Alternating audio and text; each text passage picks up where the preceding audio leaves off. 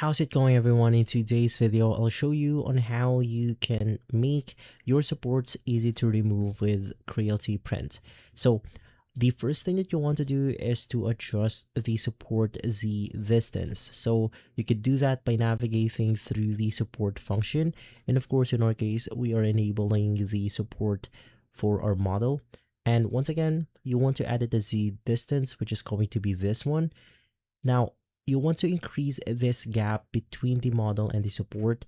Basically, we could use something like 0.2 millimeters, which is going to be this one, to 0.24 millimeters for PLA, and slightly higher, which is going to be 0.25 to 0.35 for something like PETG. And then you also want to make sure to lower down your support density to something like 10 to 15% to make the structure less rigid and easier to snap off. So in my case, I believe 15% works best in my case.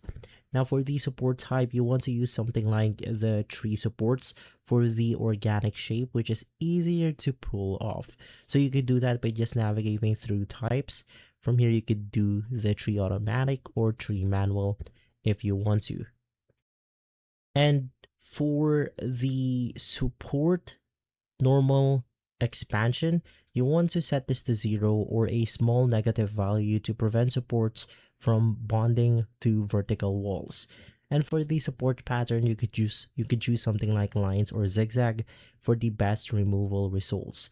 And some additional options, we have the support interface roof. Basically, you want to enable this to ensure that the clean bottom surface on your model density is to 60 to 90%. So it's going to be this one right here.